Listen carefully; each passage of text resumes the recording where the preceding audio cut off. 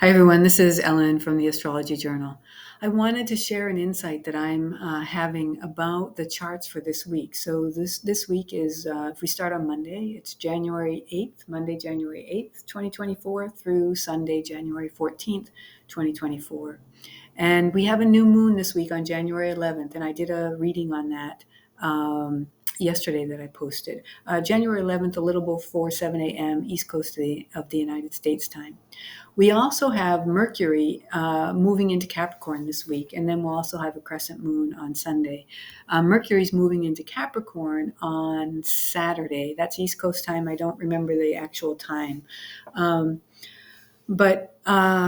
that's where the insight is coming from for me. So in the reading that I did yesterday, I talked about this idea of a challenge to allow, to let go of what no longer serves us, and to make way for new structures that do serve us, essentially, was the reading that I was, the energy that I was tuning into. I got a nuance about that in some of my own reflection practices this morning. So before I share what I experienced, I want to just talk about the astrology. So Mercury entering Capricorn. So Mercury naturally rules Gemini and also Virgo. So Virgo has to do with that idea of practices that I talked about in the reading yesterday that I did. It's that idea of developing ourselves through skill development. And I always like to talk about fitness because fitness has this really great understanding. Whatever we practice, that's what we get good at. So if we practice sitting all day, that's what we get good at. If we practice sitting in poor posture all day, that's what we get good at. If we practice doing a squat, that's what we get good at. If we practice doing a squat and poorly, we get good at doing a squat poorly. So it's not just about practice. It's about bringing awareness, and you could say mindfulness, to that practice and bringing it in relationship to our own body. So you could say there's the perfect form, but then there's our body. And how does our body need to move through that movement? There will be basics that are true for everybody doing a given movement. But how does our body specifically do that move, need to do that movement? So practice is being in relationship. It's about the practice that we do, but in that practice that we're doing, being in relationship with our own experience in our own bodies and our own beings. That's what, to me, what Virgo is about. And through doing that, we create ourselves, we make ourselves a vessel. Opposite of Virgo is Pisces, through which source can flow. So that's the idea. That's my idea of Virgo. And then we also have this sesquiquadrate that I talked about between the South Node, our past, our evolutionary past, and Saturn in Pisces. Saturn rules Capricorn. So this Capricorn kind of type signature in Pisces. Pisces about letting go, about unconditional love, about compassion.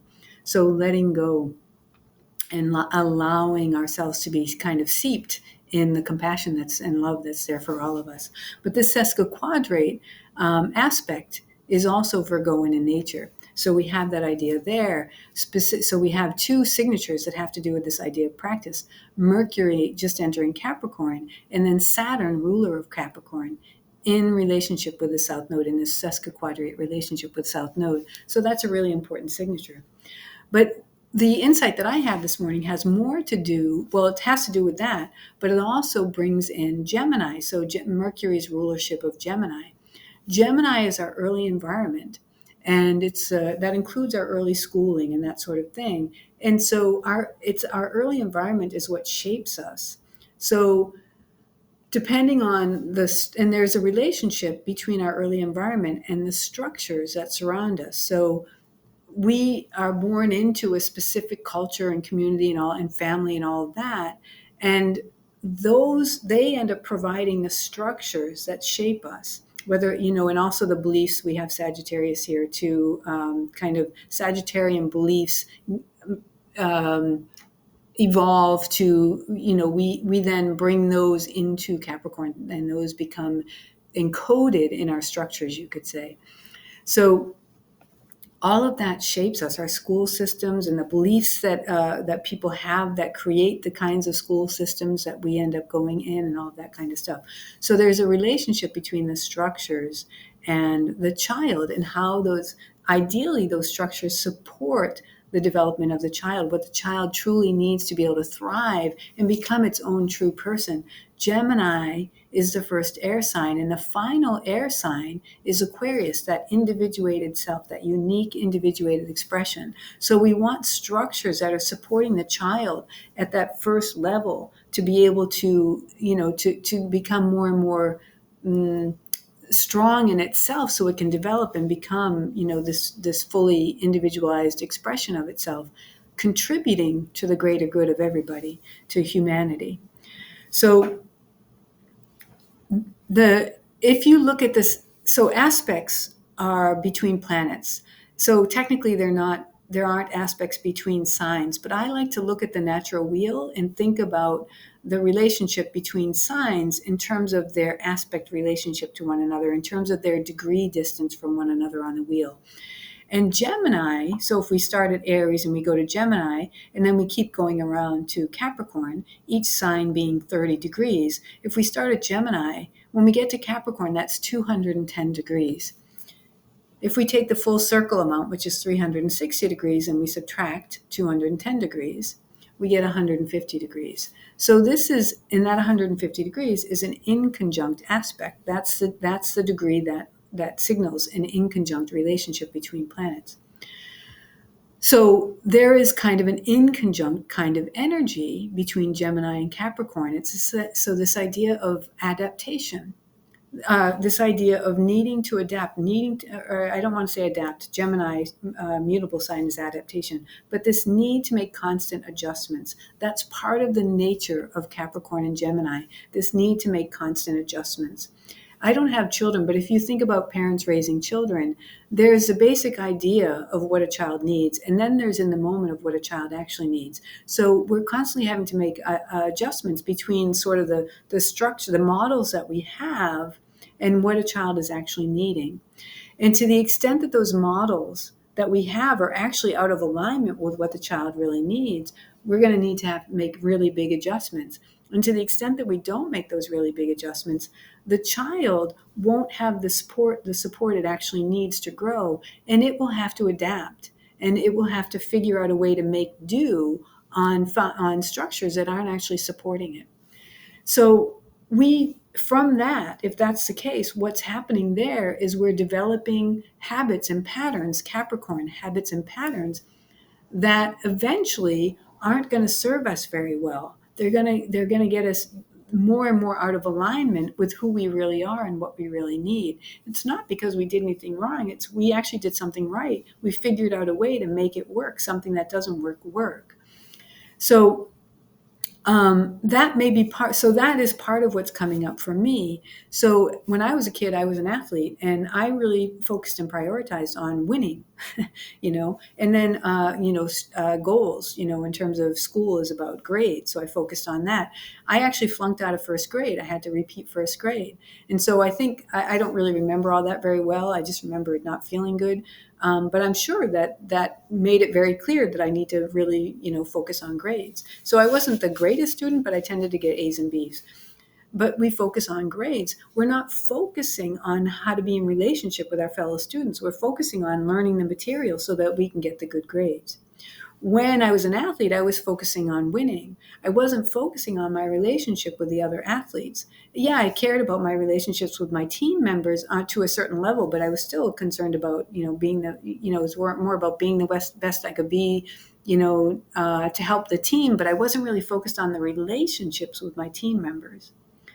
So that is a deficit, Capricorn deficit. So whatever we train into being as we go around this wheel, that's what we end up needing in Capricorn. We can talk about that as karma or whatever, but it's really what we're doing is we're meeting the patterns. And if those patterns have been supportive to us, in the Northern Hemisphere, Capricorn relates to the winter time. And so in the beginning, the solstice, the beginning of Capricorn aligns with the winter solstice. We have to transition from living in abundance to having to make do with what we were able to bring forth from the abundance. So in Capricorn, if we weren't able to, really create abundance for ourselves, then in Capricorn, that's what we meet, this lack, some sort of lack. And so the benefit of Capricorn is probably when we go through life, nothing is ever going to be perfectly perfect. So in Capricorn, one of the things we always get to do is see what that lack is. And, first of all, we can appreciate the abundance we have, and we can also notice where things are a little bit out of alignment, and we can start to adjust those a little bit.